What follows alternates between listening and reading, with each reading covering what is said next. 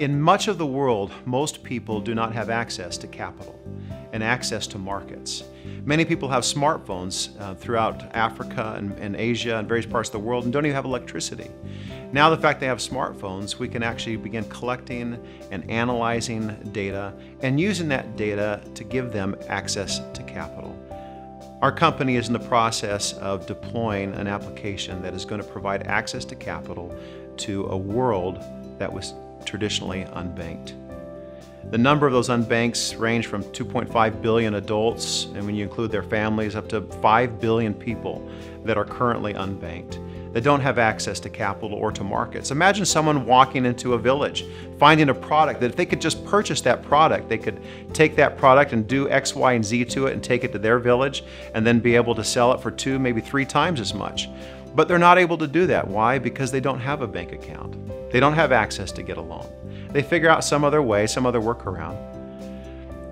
Today, with a combination of deep learning, data science, artificial intelligence, and Bitcoin, and what's happening in the microprocessing world with computer chips, we have the ability to bring commerce and access to world markets and access to capital to these currently unbanked. I was on a beach many years ago in Hawaii. I was on Waikiki Beach. Beautiful sunny day. And it was packed. And a lifeguard comes out with a big, megaphone and says, "Everybody must evacuate the beach. There's a tsunami on the way."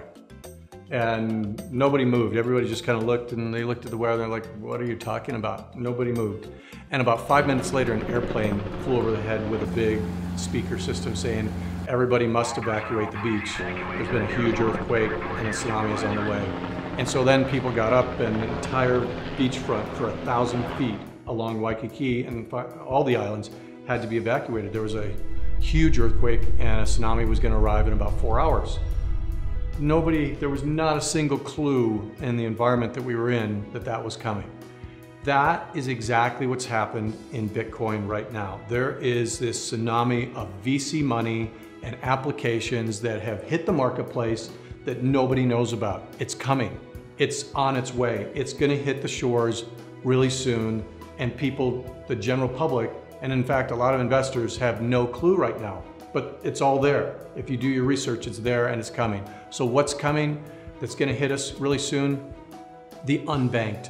I think the unbanked is going to be the first mass adoption group because there's so many advantages to the unbanked using Bitcoin. And there's a proven model for it. It's in Kenya with M-Pesa, where they allowed people to trade prepaid mobile minutes back and forth, and it became what they would use to buy some eggs or to do microtransactions, and it actually became an alternate currency in the country where now 40% of all their economy is done in these mobile minutes. So we have this absolute model that shows when you give unbanked people the opportunity to do mobile banking, to do micropayments, and to do business without a bank, but having a banking mechanism, a payment mechanism, it actually creates tremendous amount of growth and opportunities for the unbanked. There's never been a solution for the unbanked before Bitcoin. And now it's here, it exists, and it's getting rolled out. This is some of the applications investors and VCs are actually putting money into, is to get this Bitcoin technology to the unbanked. All they need is a smartphone, and we know the vast majority of unbanked people today actually have smartphones. So that wave is coming, and it's going to happen, and it's just gonna happen and surprise a lot of people, but not me. And the people on the inside of Bitcoin aren't gonna be surprised by it. And that's over 3 billion people that are in the world of the unbanked. It's no small market. So that's one wave that's gonna hit. I believe teens are also gonna be fast adopters. There's going to be something cool that the teens figure out how to do with Bitcoin in a micropayment system, and it's just gonna go crazy just like Snapchat did. And it's gonna happen really fast, really unexpected, and I think it's gonna happen in the next 12, maybe 24 months, but probably the next 12 months. That's also gonna help mass adoption, because once they adopt it en masse, then it just creates a lot of attention with all the other demographics that are gonna happen.